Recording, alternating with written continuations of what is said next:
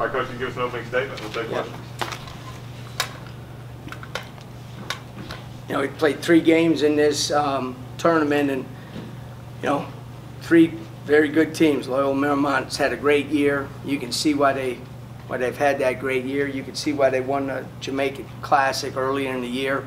And we knew it was they're the best defensive team in that league, and that's the league with Gonzaga and St. Mary's and San Francisco and some really good teams, Santa Clara with Herb Sendick, so really good league. And we're pretty good defensively, and that's kind of what the game was. You know, it was a defensive battle, and what ended up happening during that stretch where we kind of extended the lead, our defense led to some really good offense. We were able to get out in transition, able to get some easy baskets. You know, really, really happy for TJ Lang. He was tremendous today. He's been really good all 3 games. I think I mentioned him in the first 2 games as well. Good defensively, he's made some critical threes. It's not a lot of them, but he's made them at big times for us, which is great. And I want him to shoot it every time. I got mad at him because there was 2 other times we need him shooting. So, but we were unselfish with the ball. We were very good defensively. The rebounding after the first 10 minutes was good for us. You know, and it's a great win. It's a great win for our program. It's a great win for these guys, the work that they've put in. And now we get to keep playing. And we're going to keep building. And that's what this thing is all about. And our guys have responded extremely well. You can see there's, you know, these guys want to keep playing and want to keep working, want to keep getting better. So as a head coach, that's what it's all about. Very, very pleased with that. Coach, was this like a 10-rounder? Yeah. And we break it down, Russ, as you know. We go, you know, it's a 10-round fight, 4-minute rounds, you know, and we talk about winning the first round. We talk about, you know, at every timeout, we talk, did we win that round or not win that round? You know, because you have to string those together a little bit. And it was a fist fight. They're big physical guards and inside, obviously. They have, you know, 3 of the top 10 steals leader in the league is on that team. So they're great with that. They're very similar to us.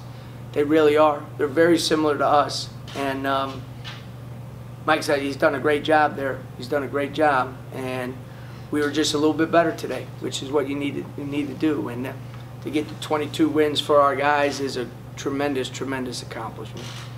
Your defense obviously was outstanding. Were they just kind of matchup zoning you the whole game? Yeah, well, yeah, they went man into the matchup, and actually we pretty effective against the matchup. We didn't shoot the ball as well from the 3, but some of those shots that JB and TJ got were pretty good looks, you know. So, but we actually executed pretty good against that because we got the ball in the paint against them, and you have to drive them. They're really good at using their size on what we call fires.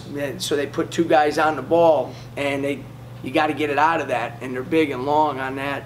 But we were able to execute some good stuff, especially more so in the second half.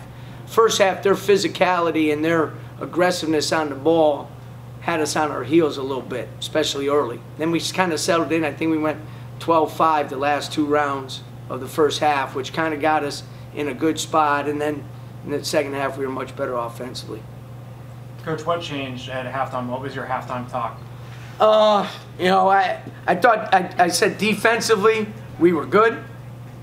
We lost Joe Hansen on 2 shots, which was not good. You know what I mean? One was a switch on the ball screen. The other one, we left him to guard a non-shooter on a scramble. So that's 6 points, or they would have had 16. So I thought the defense was pretty good. There was one action that they hurt us on a little bit.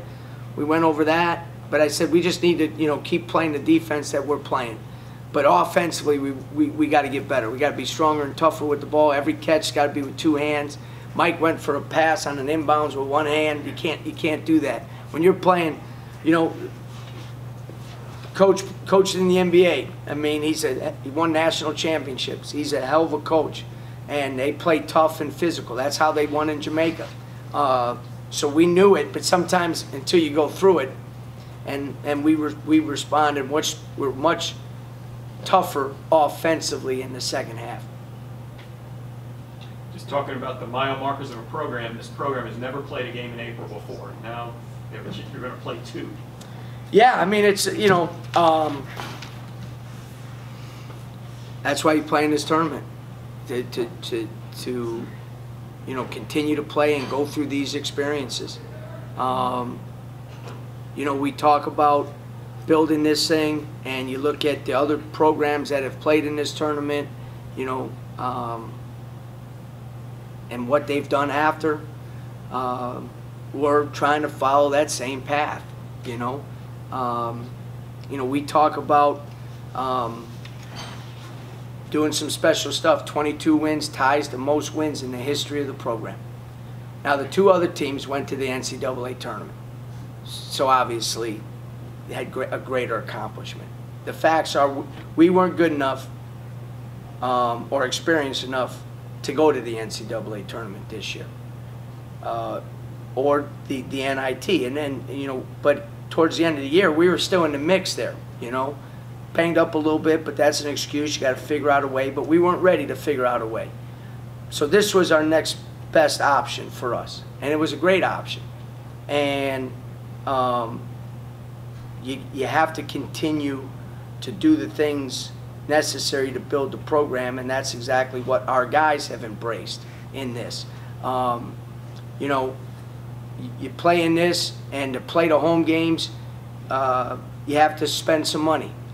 But I tell our guys all the time, don't spend your time, invest your time.